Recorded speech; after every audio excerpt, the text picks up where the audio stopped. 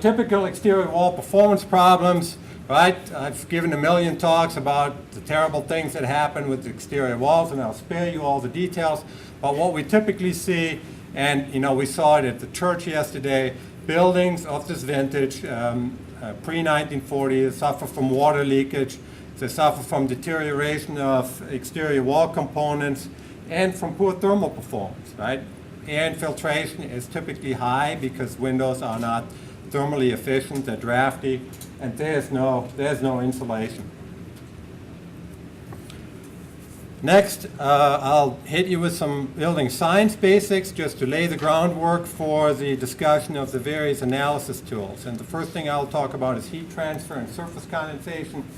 There are essentially three modes by which heat gets transferred. One is conduction, which is heat transferred through direct contact with particles or matter. If you pick up that hot coffee cup and you feel that heat, that is conduction. Convection is thermal energy transfer between solid surfaces, gases or liquids. And radiation is heat transfer through electromagnetic waves. When Eric talked about radiation as it pertained to windows in his energy modeling, that's what he was talking about.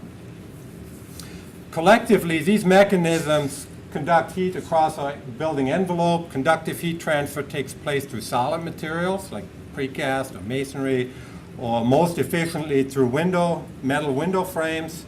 Convective heat transfer takes place through air movement, and radiative heat transfer occurs between building component surfaces, right? Radiative heating, you call the radiator, radiate heat. The next concept I will talk about is surface condensation, and in particular dew point, which is the temperature at which moisture in a sample of air will condense into liquid water.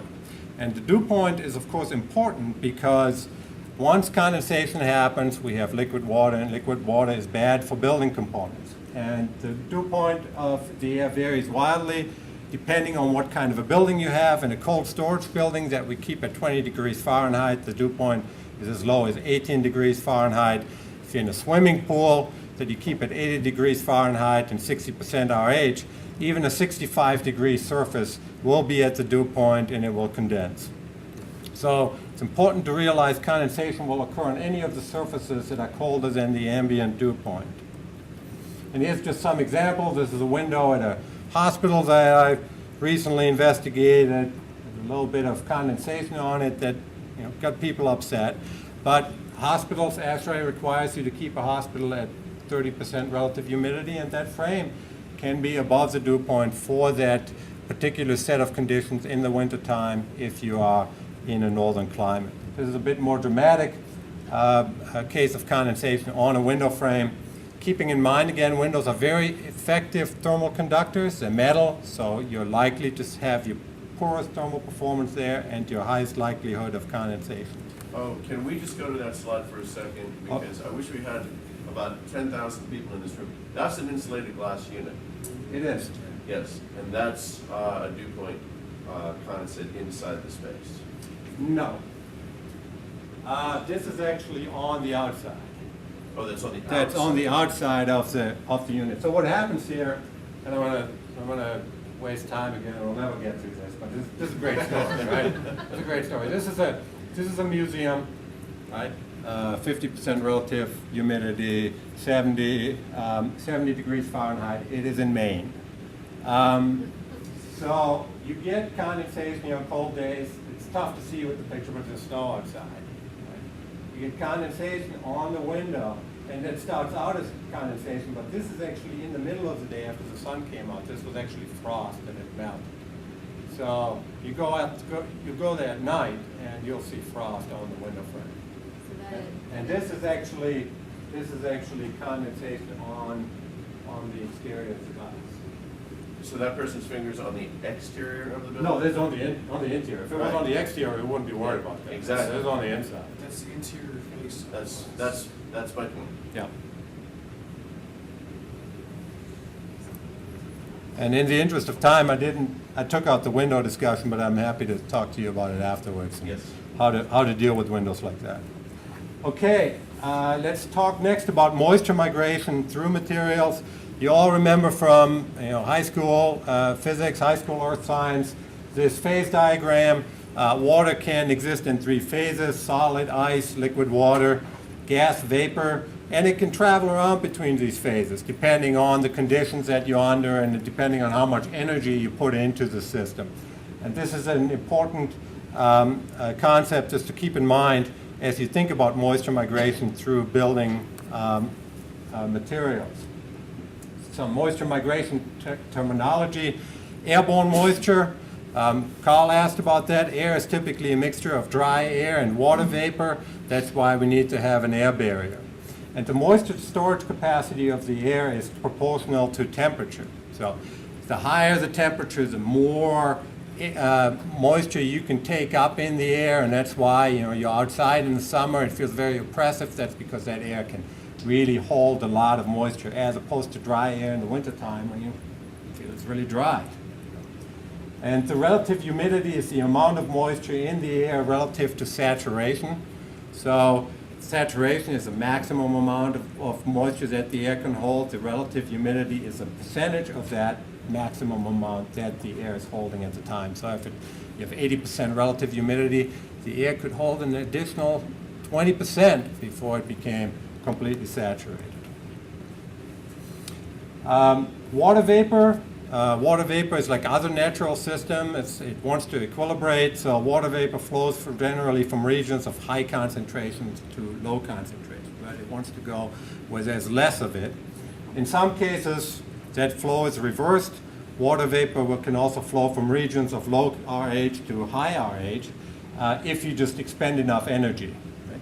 An example of that might be, if you have a masonry wall that has saturated with moisture, and you hit it with sun, and it gets nice and hot, it'll actually drive the moisture through there, even though the interior of the wall has more moisture in it than the exterior wall. Because you add some energy to it, and it actually drives it through there, and that's called reverse vapor flow.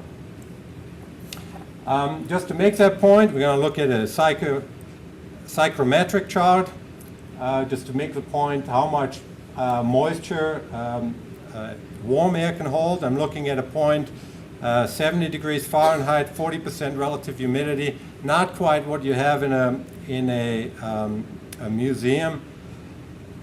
And at another point, 35 degrees Fahrenheit with a much higher relative humidity at 80% RH. And the 70-degree air, even though it's at considerably less relative humidity, it holds nearly twice as much water. And that is a critical concept because, again, warm air can hold a lot more moisture, and that's why air barriers are particularly critical in any building where we're trying to contain warm conditions and high moisture loads. The psychrometric chart is also good for calculating dew point temperature. That's a little easier. You go on the x-axis, you go to the temperature, you go to the relative humidity, and you go over to the left and you pick off the dew point temperature of one of those, of the saturation curve there, of the parabolic curve. Okay, Carl, we already covered this, right? Water vapor flow is controlled using semi-permeable materials or vapor retarders. And here's a couple examples. I'm going to give this short shrift because we already spent time on this. And the building code classifies a vapor retarder as something that has a permeance of 1.0 or less. So most polyethylene sheets are classified as a vapor retarder. Let's look next at how moisture moves through porous materials, because this is something that we're interested in. How does that moisture move through, say, a sandstone? So there's a couple different mechanisms. One is vapor diffusion, where just the water vapor sort of creeps through the pore structure of the stone.